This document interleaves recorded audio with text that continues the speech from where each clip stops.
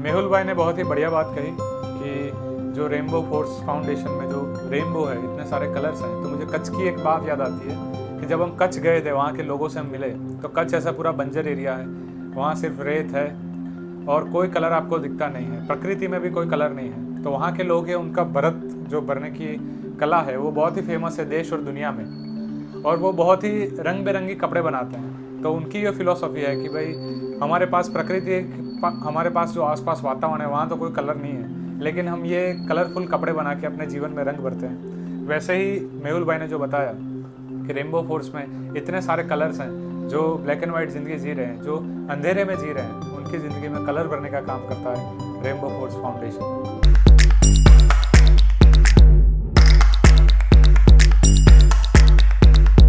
महेंद्र भाई, आपको क्या क्या चैलेंजेस लगे? ये तो मेहुल भाई ने बताया कि भाई ये चैलेंजेस हैं, किसी को फ़ोटोज़ भेजते हैं, उनको लगता है भाई ये अपनी प्रसिद्धि के लिए कर रहे हैं, पर वो वे नहीं समझते कि भाई ये प्रेरणा, इसको आप प्रेरणा के रूप में भी ले सकते हो कि भाई ये सब लोग हैं जिनको ज़रूरत है और ये सब ग्राउंड में जाके काम कर रहे हैं, तो जो लोग जुड़े होंगे वो भी वीडियो देख के ही जुड़े होंगे, तो उसको प्रेरणा के रूप में देखना चाहिए। तो महेंद्र भाई, आपकी ओर से और ये बताया कि भाई घर से कोई समस्या हुई या फिर बाहर से कोई समस्या हुई तो? देखिए, समस्या तो हर जगह रहने वाली है। लाइफ लाइफ का दूसरा नाम है प्रॉब्लम, वो तो रहने वाला है। घर से भी सब बोलते हैं कि भाई तू पूरा दिन, संडे होता है घर पे रहता नहीं, चला जाता है। कुछ भी बाहर से भी फ्रेंड वगैरह सब बोलते हैं कि भाई क्या पूरे दिन रेनबो पोस्ट। सही है, फेसबुक में देखो, इंस्टाग्राम में देखो, सब जगह रेनबो पोस्ट का ही स्टेटस लगा है। तकलीफ में तो क्या है कि हम पहले घर से स्टार्ट किया था, ऑफिस नहीं था हमारा रेनबो पोस्ट का। एक दिन हम ऐसे ही जा रहे थे रात को टहलने, तो मेरे महल को बताया कि अपने ऑफिस खोल देते हैं रेनबो पोस्ट का। ऑफिस खोलने में क्या बहुत सोचना पड़ता है कि उसका रेंट वगैरह क्या है, हमारे पास कुछ फंडिंग होता नहीं है। जो दान वगैरह सब फ्रेंड सर्कल वगैरह सब करते हैं, जो फ्रेंड हुए, किसी का बर्थडे रहता है, किसी का तिथि रहता है, तो 100-200 रुपया जो दान करते हैं वो आता है। फिर उसमें जो होता है फंड, तो हम उसमें से हम इवेंट करते हैं। तो मैंने बोला राम के भरोसे खोल देते हैं ऑफिस। तो ऑफिस खोला, उसका उस टाइम रेंट 7,500 रेंट था। हमको वे भी मालूम नहीं था कि रेंट कहाँ से निकालेंगे। बाय गॉड, ईश्वर की कृपा से वो भी हो गया कि रेंट भी आने लगा, इवेंट भी करने लगे, ऑफिस भी अच्छे से चलने लगा। ऐसे बहुत सारी परेशानी आती रही, लेकिन हमारा जो काम करने का तरीका था उसको देख के फ्रेंड वगैरह है, फिर जैसे जैसे बढ़ते गए वॉल्यूंटर, तो ऐसे ऐसे हमारा दान आता गया। बीच में ऐसी समस्या आई कि हमको है ना, रेनबो पोस्ट का जो ऑफिस का उसका रेंट भरने का पैसा नहीं था हमारे पास। तो कैसे भी करके हम दोनों आपस में करके डालते थे। एक दिन तो ऐसा होता है, तो भगवान की कृपा से गुजरात बाहर का एक बंदा था मेरा दोस्त, तो उसने फंड इकट्ठा किया हमारे लिए, हमारे रेनबो पोस्ट के लिए इकट्ठा किया। तो खासा बहुत सारा डोनेशन उसने इकट्ठा किया, तो हमने एक साल में पूरा ऑफिस का रेंट भर दिया। ऐसे बहुत परेशानी आई लाइफ में, तकलीफ हुई, लेकिन बाय गॉड की कृपा से सब होता चला गया। ऐसे हम करते चले गए। अच्छा इनिशिएटिव हम करते हैं, कोई भी शुरुआत करते हैं अच्छी, तो समस्या तो आएगी, वो तो पहली चीज़ है, लेकिन फिर वो समस्या का हल भी मिलता है।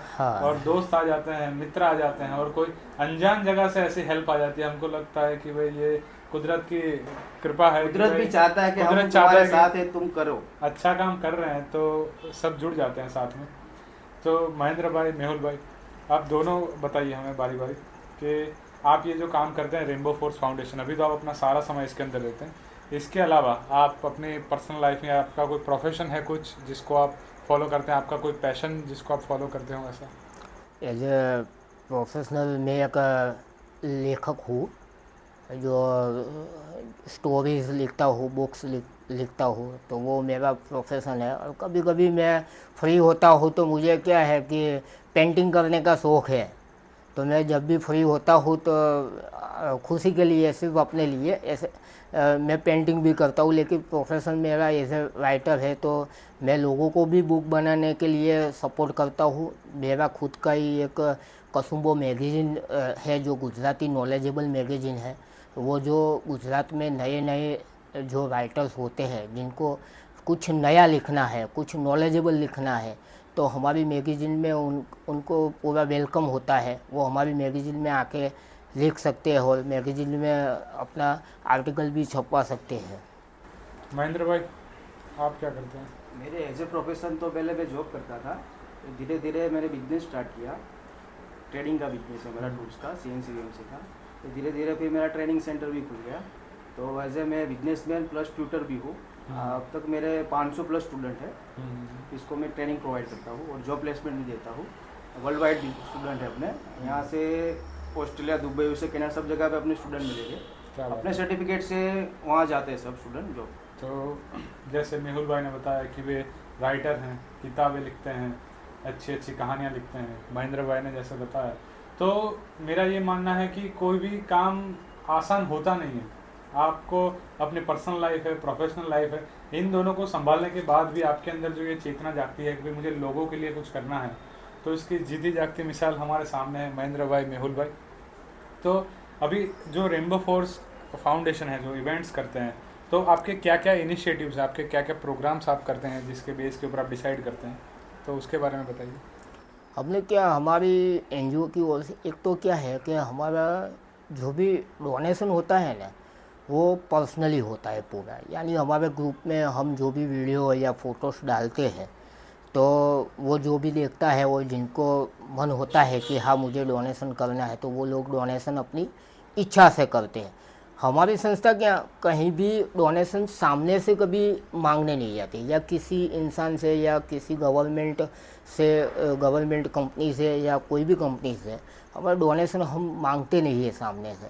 तो जो भी हम प्रोजेक्ट अगर शुरू करेंगे तो वो हमारे प्रोजेक्ट थोड़े छोटे छोटे होंगे, क्योंकि हमको अंदर ही अंदर जितना भी डोनेशन आता है हमारा, उसमें ही सब मैनेजमेंट करना पड़ता है। तो हमने ये सोचा कि हम सभी तरह की सपोर्ट कैसे शुरू करेंगे। हमारा मुख्य जो मोटिव था वो तो मेन तो हमारा एजुकेशन था। तो इसके लिए हमने एक विद्या एजुकेशन मिशन नाम का एक मिशन शुरू किया था, जिसमें हम सभी म्यूनसिपालिटी स्कूल में जाते हैं, गांव की स्कूलों में जाते हैं। वहाँ बच्चों के लिए स्टेशनरी किट होती है, यूनिफॉर्म होती है, और एजुकेशन के लिए लड़कियों को मोटिव कैसे करें, बच्चों को कैसे पढ़ाए आगे, तो उसके लिए हम पूरी इवेंट करते हैं।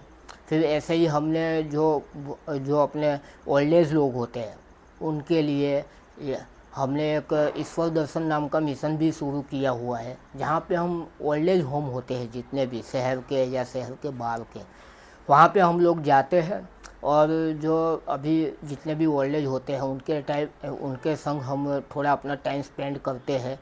और हम ये कोशिश करते हैं कि उनके जो भी बच्चे हैं, उनका जो भी परिवार है, वो उनको अपने दिल से, ऐसे नहीं कि अपने मैं मनाने गया आप ले जाओ, फिर वो लोग सामने से सुन के उनको ऐसा लगेगा हाँ अच्छा ही बात है चलो हम ले जाते हैं, मेरे कहने से नहीं, लेकिन उनको, उनके बच्चों को, उनके फैमिली को अंदर से कैसे ऐसा हो कि हाँ हमको हमारे माँ बाप को रखना चाहिए।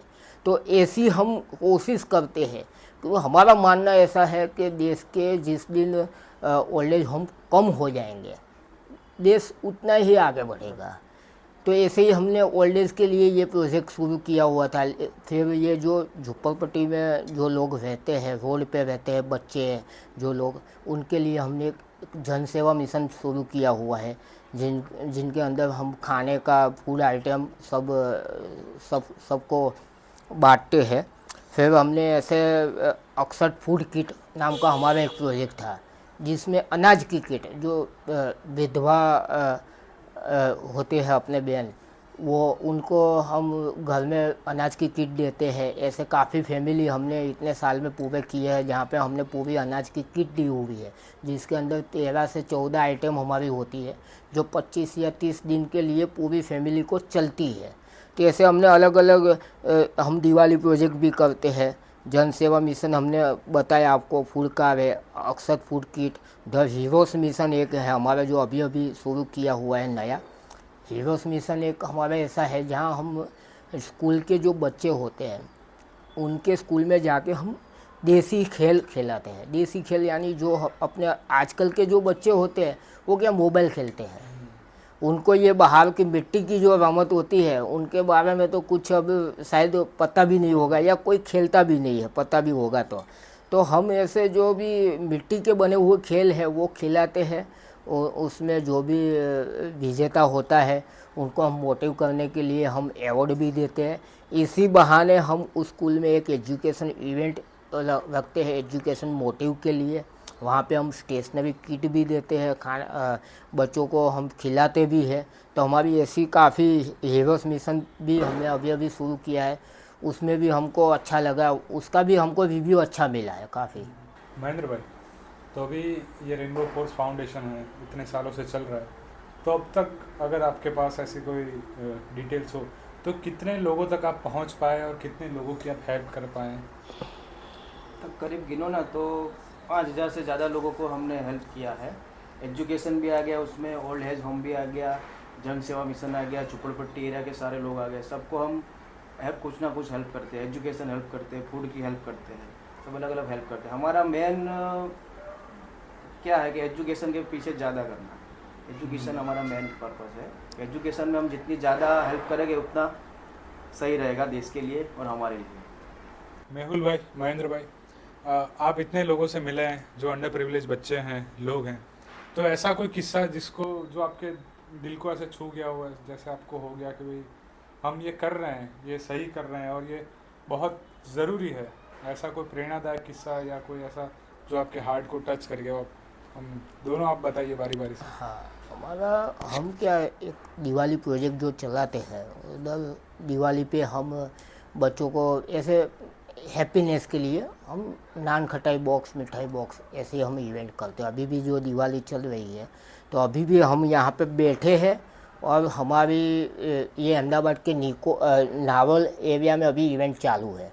सुबह हमारी एक गोता, चांदखेड़ा, चांदोलिया, बोपल, ओंगरेज, वहाँ पे हमारी सब इवेंट थी।